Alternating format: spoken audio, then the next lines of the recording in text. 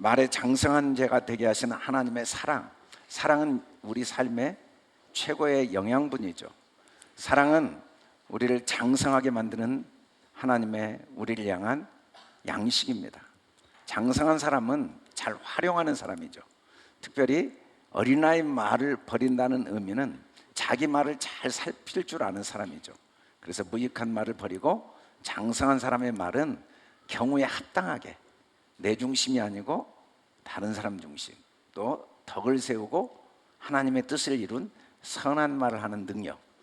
그 능력은 아무에게나 주어지는 건 아니죠. 깨닫는 게 장성해져야 가능합니다. 아무리 말이 변화되어 행복한 삶을 살고 싶어도 깨닫지 못하면 장성한 자의 말을 할 수가 없습니다. 깨닫다는 건 생각이 깨어지는 거예요. 생각. 오늘 우리가 영상을 보면 다양한 생각들이 있습니다. 누구의 생각도 성경은 다 세상의 생각이라고 분명히 말합니다. 물론 나름대로 훌륭한 생각도 있고 부족한 생각도 있지만, 또 나름대로 성숙하고 또 미성숙한 생각, 지혜로운 생각, 어리석은 생각, 모든 생각은 다 세상에서 온 겁니다. 그 생각의 내용이 어떠하든 그건 다 육신의 정욕에 기초한 거고, 안목의 정욕, 이생의 자랑이기 때문에 이건 다 깨어져야 될 생각이라고 성경은 분명히 말씀하고 있죠. 하나님께서 에레미야를 선지자로 세우신 목적을 설명하실 때 그 입에 말씀을 주신 목적이 뭐냐면 뽑고 파괴하고 파멸하고 넘어뜨리는 거다. 이게 깨닫게 하시는 말씀입니다. 말씀은 우리를 깨트리죠. 그런데 말씀이 우리를 깨트리기 전에 말씀이 우리 안에 건실하게 심겨져야 깨집니다. 말씀이 세워졌다는 건 내 생각이 깨졌다는 거고, 내 생각이 깨졌다는 건 말씀이 세워졌다는 거죠. 내 속에 하나님의 말씀이 세워지는 것, 그게 바로 하나님이 우리 안에서 우리를 장성케 하시는 방법입니다. 구체적으로 하나님의 말씀은 불과 같아서 모든 불순물들, 파괴되고 파멸하고 넘어뜨린 것들을 소멸시키죠. 그리고 다 무너뜨립니다. 그럴 때 우리 안에 하나님의 진리의 말씀이 세워질 수가 있습니다. 사도 바울은 세상에 더러운 것, 만물의 찢기가 되었다고 자기를 소개합니다. 이 말은 자기 생각이 하나하나 다 깨어진 경험을 스스로 고백하는 거예요.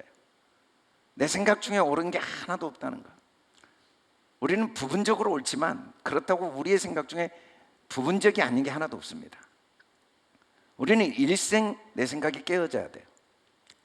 제일 무서운 사람이 무서운 사람이냐면 바리새인처럼 훌륭한 사람들이에요. 그 훌륭한 생각도 부분적인 생각, 세상의 생각, 그 생각도 깨어져야 됩니다. 제일 무서운 사람이 사도 바울이었죠. 성경을 가말리엘 문화생으로서 다 지켰어요.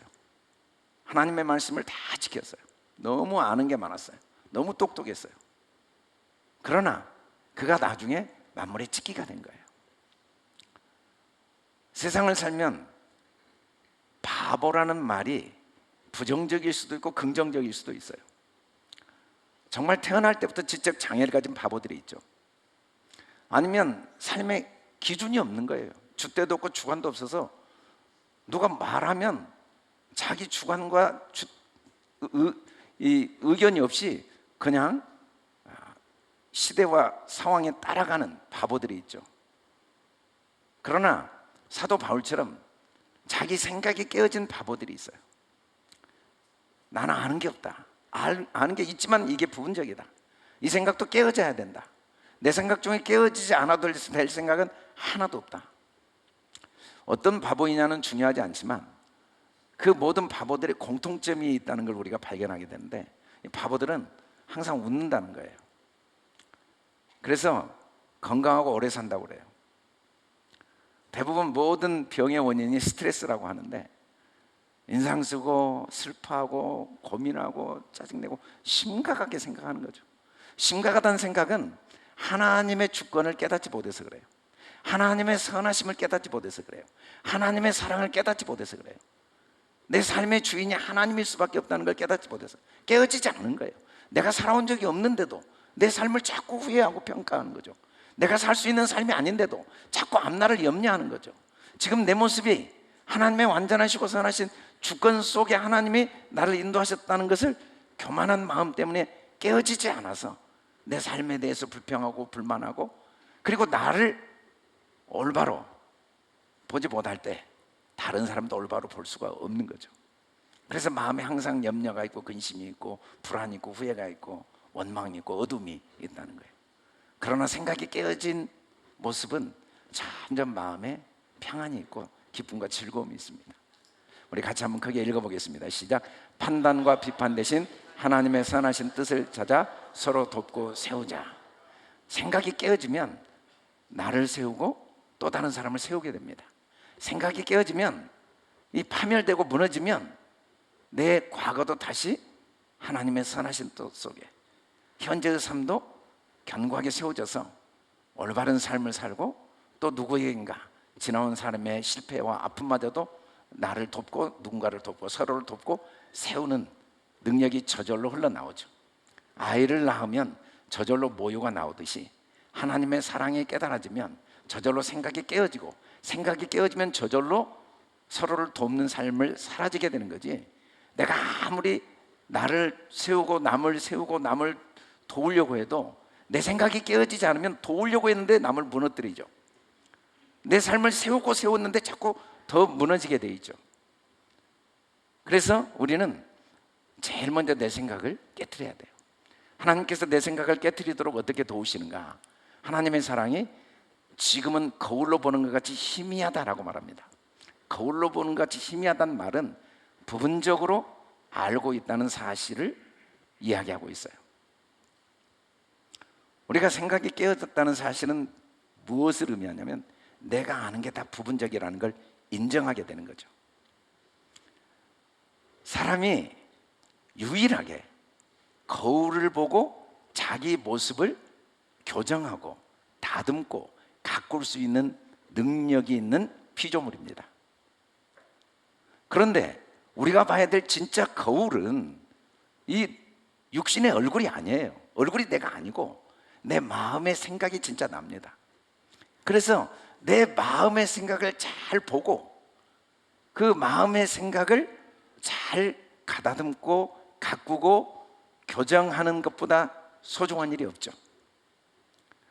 우리가 살아온 모든 역사는 내 마음의 생각을 잘 볼 수 있게 도와주는 거울이고, 이 우주 만물도 내 생각의 깊이, 내 생각의 넓이를 보여주는 거울입니다.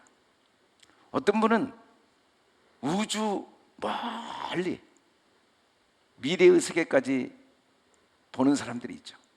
저 땅속 깊은 곳까지 보는 사람들이 있습니다. 눈에 보이지 않는 무형의 세계까지 보는 사람들도 있어요. 그 마음의 생각의 수준이 이 세상을 통해 보여지는 거죠. 우리의 생각이, 육신의 생각은 사망이라고 성경은 말합니다. 이때 이 사망이란 말은 육신의 생각은 다 깨어지라고 준 것이기 때문에 그 자체에 생명이 없습니다. 육신의 생각은 깨어지라고 준 거예요. 내 육신의 생각이 깨어지도록 도와주는 게 삶입니다. 삶은 내 생각을 보여주는 거울이에요. 만일에 거울에 비친 모습이 문제가 있다면 거울은 아무 문제가 없습니다. 내 모습이 문제죠. 우리가 살아가면서 내 아내, 내 남편, 내 가족, 또 내가 속한 공동체가 나를 보여주는 가까운 거울이기 때문에 가족이나 공동체를 통해 갈등과 아픔을 많이 겪게 되죠. 그 갈등과 아픔, 상처와 고통, 오늘 우리는 교회를 나가려고 했던 사람들이 교인들 때문에 받았던 상처를 쭉 영상으로 봤습니다. 사실은 그들에게 말하고 그들에게 행동했던 교인들의 문제는 의미가 없어요. 거울에 불과하니까. 자기 생각을 깨트릴 기회였는데 또 그 교인들을 향한 불신자들을 향한 교인들의 생각도 의미가 없어요. 그 불신자들의 모습은 내가 어떤 생각의 수준인가를 보여주는 거울에 불과했어요.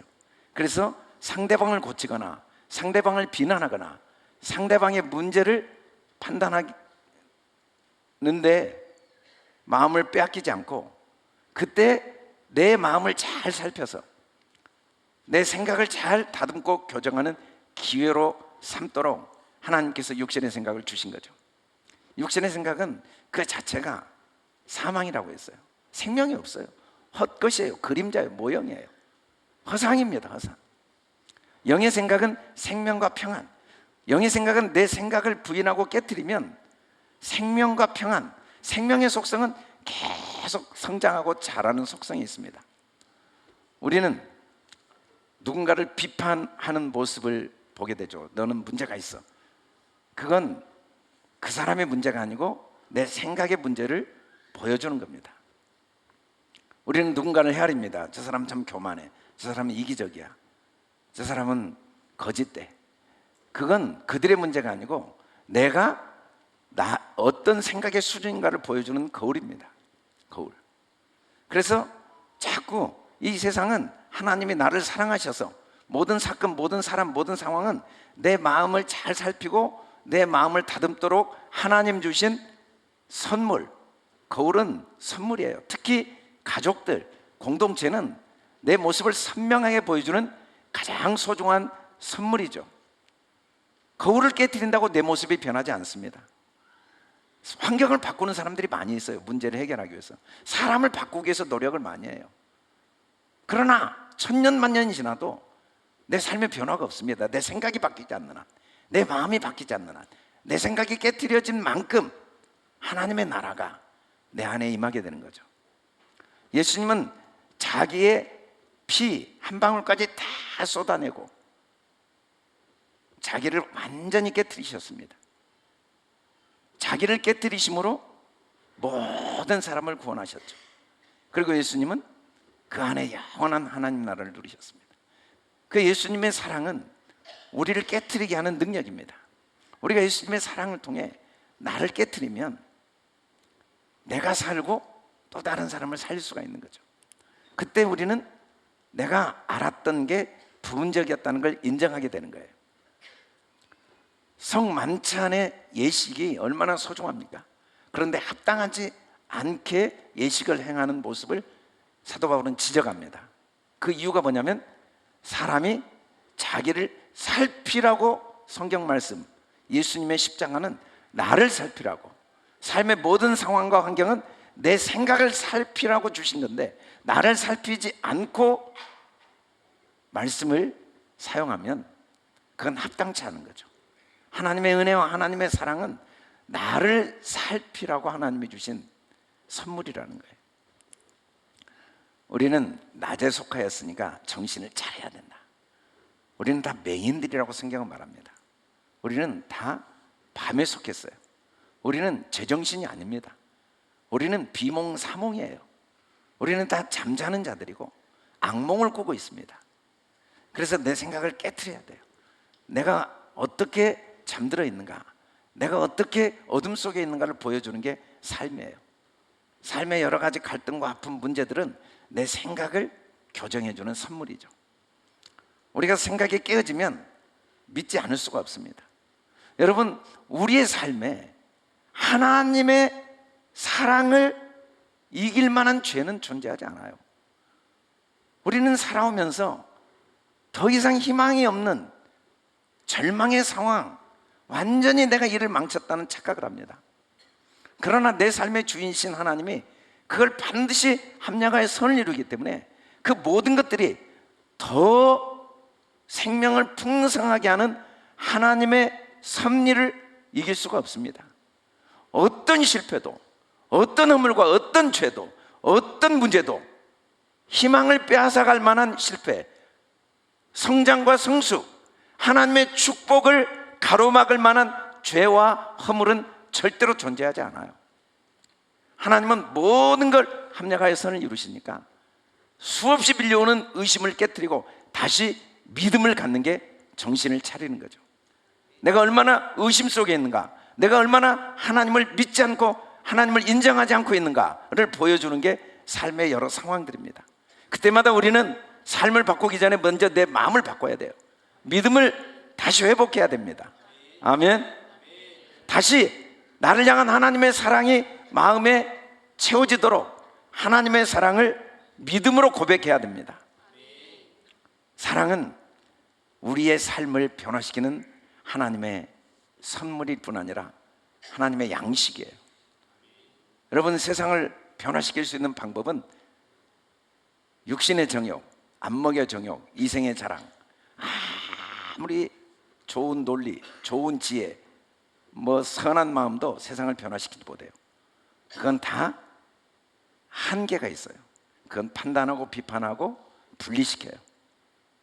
더 큰 사랑, 또 다른 사랑, 더 많은 사랑, 더 깊은 사랑, 더 넓은 사랑만이 나를 변화시키고 내 가정을 변화시키고 내 삶을 변화시키고 내 자녀를 변화시키죠. 우리는 바보가 돼야 됩니다.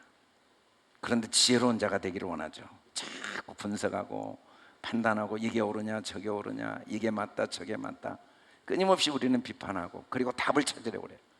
성경은 믿음을 갖기를 원하십니다. 아멘. 하나님의 주권을 믿고 모든 걸 하나님의 그 완벽하신 섭리를 믿고, 그리고 내 생각을 잘 살펴서 내 마음이 이 모든 원망, 불평, 의심, 불안, 두려움을 다 깨트리고 더 믿음에 굳게 서도록 하나님은 우리에게 말씀을 주신 거죠. 더 하나님의 사랑을 확신하고 신뢰하도록, 그래서 소망이 더욱 견고해지도록 우리 같이 한번 읽어보겠습니다. 정신을 차리고 마음을 지켜야 될 우리를 같이 한번 읽어보겠습니다. 시작.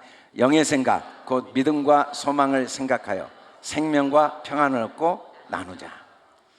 우리는 거울을 보고 내 육신의 생각이 깨어질 때 영의 생각을 할 수가 있어요. 영의 생각의 모습은 믿음입니다. 마음에 의심이 밀려오죠. 나 실패한 것 같아. 나 앞으로 실패할 수밖에 없을 것 같아. 이건 잘못된 것 같아. 저 사람 문제인 것 같아. 이게 문제고 이게 문제인 것 같아. 길이 없어 보여. 더 이상 방법이 없어. 희망이 없어. 이런 불신들을 철저하게 깨트려야 돼요. 그건 다 어둠 속에 있는 거예요. 그건 정신을 잃어버린 거죠. 눈이 감긴 거예요. 정신을 딱 차리고, 아니야, 내 삶의 주인이 하나님이셔. 내가 살아온 게 아니라 하나님이 나를 목자가 돼서 인도해 오셨어. 우리는 내가 못할 게 없다는 사실을 받아들이기가 어려워요. 우리는 교만하거든요. 내 삶의 주인이 하나님이 아니고 나라는 생각 때문에 나 못해. 그런데 주님이 내 삶의 주인인데 능력을 주신 주님 때문에 내가 뭘 못하겠습니까? 라는 정신을 차려야 되는데 우리는 정신 차리기가 어려워요. 우리는 다 잠들어 있거든요. 우리는 부족함이 없는 사람들이에요. 하나님이 내 삶의 주인이고 필요할 때마다 완벽하게 공급하시는데 우리는 정신을 못 차리고 있어요.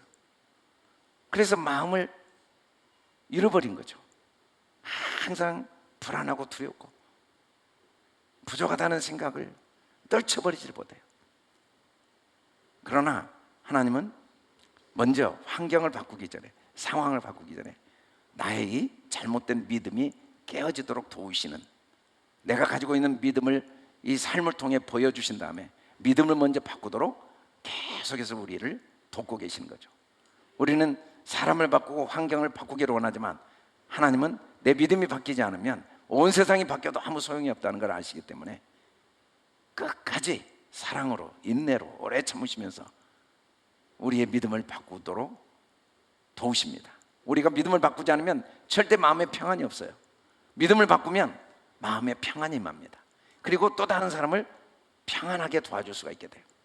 그때 우리는 얼굴과 얼굴을 대하여 보는 거죠. 얼굴과 얼굴을 대하여 본다는 건 하나님이 아는 것처럼 알게 되는 겁니다. 아멘. 하나님의 얼굴은 우리 마음에 비치는 지혜와 계시의 영을 의미해요. 하나님의 얼굴이란 말은 내 마음속에 하나님의 빛을 비추셔서 친히 내 안에서 말씀하시고 역사하시는 능력을 얼굴이라고 하죠. 너희 마음의 눈을 밝히사. 부르심의 소망이 무엇이고 성도 안의 기업의 영광의 풍성이 무엇이고 그 힘의 위력으로 역사하심을 따라 믿는 우리에게 베푸신 능력이 무엇이고 그 능력의 크심이 무엇인가를 알게 하시기를 구하노라. 이게 얼굴을 보는 겁니다. 하나님을 아는 게 얼굴과 얼굴을 보는 거예요. 거울을 보는 건 자신을 보는 거죠. 얼굴을 보는 건 하나님을 보는 거예요. 하나님을 본다는 건 하나님을 아는 거죠. 하나님은 어떤 분이십니까? 하나님은 우리를 위해 자기 목숨을 기꺼이 내어주신 분입니다. 이때 우리는 주께서 나를 아신 것 같이 나를 온전하게 알게 돼요. 정확하게 알게 되는 거죠. 야곱은 형 에서의 장자권을 빼앗아야 장자의 축복을 얻는다고 착각했어요. 그런 건 불가능해요. 모두 각자에게 하나님이 절대적인 복을 주셨고, 누구를 이겨야 내가 승리자가 되고, 누구가 패배자가 돼야 내가 승리가 되고, 내가 패배를 하면 다른 사람이 승리가 되고, 그런 건 존재하지 않아요. 그건 다 육의 생각이에요. 육의 생각. 우리는 다 부분들이거든요. 그가 나를 온전케 하는 소중한 선물들이에요. 그가 없으면 부분인 나는 영원히 부분이죠. 서로는 서로를 온전케 하는 하나님의 선물들입니다. 그게 하나님의 얼굴을 보는 거예요. 하나님의 얼굴을 보는 건 영과 진리로 보는 거죠. 영과 진리는 분리가 불가능합니다. 사도 바울은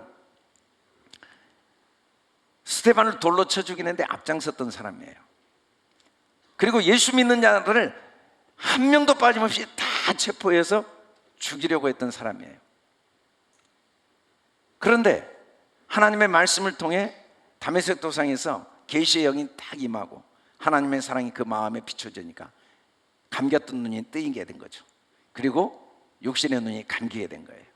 더 이상 영과 진리로 보지 이 거울로 보는 게 아니죠. 얼굴과 얼굴로 보는 사람은 영과 진리로 보고, 하나님은 영이시거든요. 하나님의 눈으로 보는 거죠. 하나님의 영과 진리로 보면 모든 게 자족하게 됩니다. 다 하나님이 하시는 일이니까. 영과 진리로 보면 환난 중에서도 마음은 평안합니다. 그 속에 하나님의 선한 뜻이 있으니까. 영과 진리로 보면 죄가 보이지 않습니다. 다 성장의 기회예요. 문제가 하나도 없어요. 모든 문제는 기회죠. 그래서 감사해요. 문제가 없는 건 아니지만 그 문제가 기회니까 감사한 거죠. 허물이 없는 건 아니지만 그게 성장의 필수 과정이기 때문에 감사하는 거죠. 그래서 기쁜 거예요. 고난 중에서도 기쁘고, 그리고 모두를 존중해주고, 그리고 서로 완전하게 하는, 서로가 서로에게 거울이 되어주는 소중한 존재로 마음의 화평을 누리게 됩니다. 우리는 모두가 모두에게 너무 소중한 선물들이에요. 그가 없으면 나를 알 수도 없고, 또 내가 없으면 그도 그를 알 수가 없는 소중한 존재들이죠. 영과 진리로 보면 나를 올바로 보게 돼요. 나도 성장의 기회로 보지 나를 자책하고 후회하고 나를 비교하고 판단하지 않아요.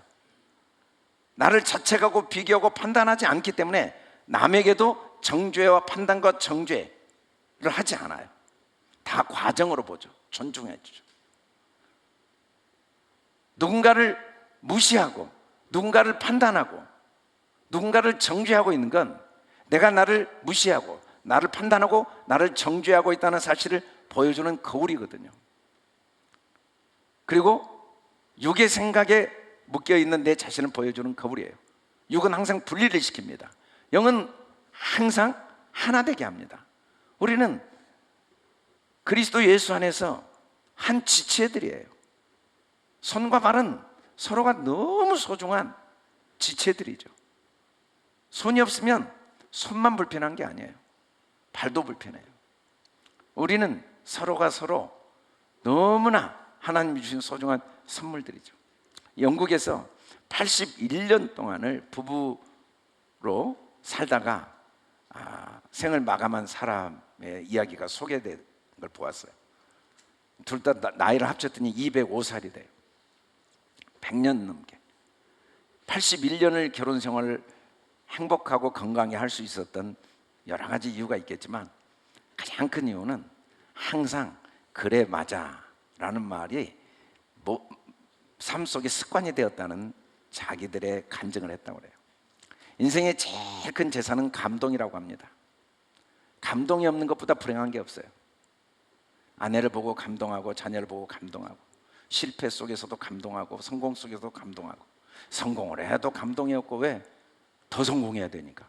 실패를 해도 감동이 없고 실패가 얼마나 소중한 게인데 절망하고 사람을 봐도 감동이 없어요. 언제 못 볼지 모르는데 오늘이라는 시간이 마지막일지 모르는데 밥을 먹어도 감동이 없고 그냥 감동이 없이 살아갈 수도 있죠. 그러다 우리는 가끔 감동을 합니다. 밥을 먹을 수 없는 시간이 와서 1년 동안 밥 못 먹다가 딱 한 숟가락 먹을 때 꼭 그래야만 감동을 한다는 건 가슴 아픈 일이죠. 항상 삶의 모든 과정을 감동할 수 있다면 그보다 아름다운 게 어디 있겠습니까? 그러려면 영과 진리로 봐야 돼요. 항상 감사하고 그러다 보면은 서로를 존중하게 되죠. 그래서 반응을 하게 되죠. 아 그래 맞아 인정해주고 그 말도 맞고 그것도 맞고 다 모두는 오늘 우리가 본 영상에 그렇게 말한 교인들도 맞습니다. 오지 마라 교회 나오지 마라 그렇게 말한 게 틀리지 않아요. 그분들의 기준에서 맞을 수밖에 없어요. 또 그렇게 말한 사람들에 의해서 불평하는 것도 맞습니다. 아니 나는 지금 교회 나오려고 했는데 왜 나를 내쫓지? 왜 나를 믿어주지 않지? 그것도 다 맞습니다. 그들 부분에서는 맞아요. 다 나름대로 맞을 수밖에 없어요. 그 모든 것들이 하나하나 서로가 파편이 되어서 하나님의 그 선하시고 기쁘신 뜻을 이루어가는 거죠. 그래서 우리가 영과 진리의 사람이 되면 점점 더 모든 걸 서로 존중하게 되고 화평하게 되는 거죠. 그건 하나님의 사랑만이 우리를 화평의 사람으로 만들어 줍니다.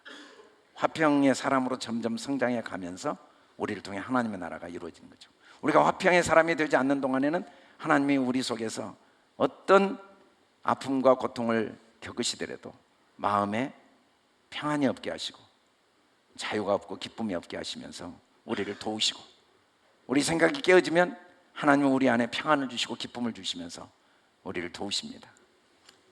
이 한 주는 특별히 우리를 하나님께서 하나님의 사랑 안에 화평의 사람이 되도록 도우실 줄 믿습니다. 그래서 우리가 삶의 모양은 다양하지만 그 여러 모양 속에 더 많이 감동하고 더 서로 인정해주고 더 서로 존중하는 복된 한 주가 되기를 주의 이름으로 축원합니다. 우리 같이 한번 읽어보겠습니다. 시작. 영과 진리의 눈으로 보아 서로를 존중하는 화평의 사람이 되자. 아멘. 우리 다 같이 일어나서 같이 한번 크게 읽겠습니다. 시작. 우리가 지금은 거울로 보는 것 같이 희미하나 그때에는 얼굴과 얼굴을 대하여 볼 것이요 지금은 내가 부분적으로 아나 그때에는 주께서 나를 아신 것 같이 내가 온전히 알리라. 깨닫는 것에 장사한 사람이 된다는 건 어떤 의미일까요? 시작. 판단과 비판 대신 하나님의 선한 뜻을 찾아 서로 돕고 세우자. 거울로 보는 것 같이 희미하다는 건 어떤 의미일까요? 시작. 영의 생각 곧 믿음과 소망을 생각하며 생명과 평안을 얻고 나누자. 얼굴과 얼굴을 대하여 본다는 건 어떤 의미일까요? 시작. 영과 진리의 눈으로 보아 서로를 존중하는 화평의 사람이 되자. 아멘. 오늘 참 저희 교회 새로 등록하신 이영진 성도님이 타 지역에 오셔서 저희 교회 등록하셨는데 잠깐 어디 계시나요? 이영진 잠깐 손 한번 들어주시겠어요? 어디? 이영진 예? 왜 안 보이죠?